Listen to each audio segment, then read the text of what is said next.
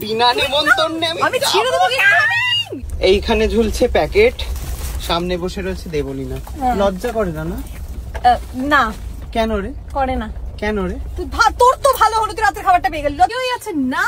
তুই সাক্ষী, কিন্তু আমাকে জোর করে একটা বিনা নেমন্তন্নের বিয়ে বাড়িতে নিয়ে যাচ্ছিস। তুই নাম না, কিচ্ছু হবে না, তুই নাম, তাড়াতাড়ি নাম। সত্যি যাবো আমি? আরে কিচ্ছু হবে না, তুই নাম। তুই এরকম করছিস কেন? তুই নাম। বিনা নেমন্তন্নে আমি ছেড়ে দেবো। কি অবস্থা হলো দেখ, পাঞ্জাবিটা দেখ কি অবস্থা। চল নাম, নিচে নাম, তাড়াতাড়ি নাম। নাম তাড়াতাড়ি নাম। সত্যি যাবো? হ্যাঁ, কেউ তোকে ধরে বিয়ে দেবে না, তুই আয়। যদি বলে কেন এসছো? ইস, এরকম কেউ বলে? তুই সর, আমাকে নাম দিতে। আমার ভালো লাগছে। আমি এসেছিলাম হচ্ছে বাবিদার বিয়েতে। আরে এইটা হচ্ছে বাবিদার বউ। বাবিদার বউ বললো আমার ব্লগ দেখে, তাই তো? সত্যি দেখো? অবশ্যই। আমি তো ভাবছিলাম যে আমি বিনা নিমন্ত্রণে চলে এসেছি। কেন তোমরা আজকে কল্যাণীতে গেছিলে? হ্যাঁ, ওর গাড়িতেই ছিলাম। আমাকে নিমন্ত্রণ করেনি, ঠিক আছে, মানে চেনেও না সেভাবে, তবে আমাকে জোর করে নিয়ে চলে এসছে। এটা আমার কপাল, এটা আজকে আমার কপাল। আর আমি আমার নিজেকে কালকে দেখবো তোমার ব্লগে। শোনা গো, আমার ব্যাপারটা ভেবে দেখো তো একবার, ডিপলি মানা যাচ্ছে। এইখানে ঝুলছে প্যাকেট, সামনে বসে রয়েছে দেবলীনা। লজ্জা করে না? না। কেন রে? করে না। কেন রে?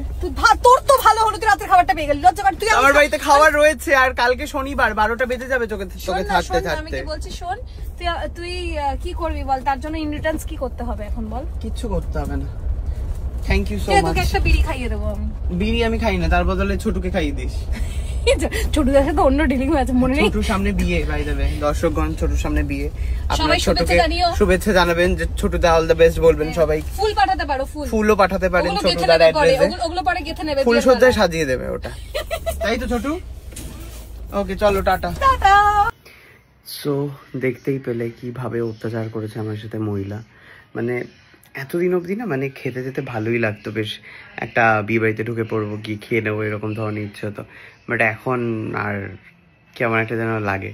তো যাই হোক, তো বিয়ে বাড়িতে গিয়ে সবাই চিনতো আমাকে, তো অতটাও আনকমফোর্টেবল লাগেনি।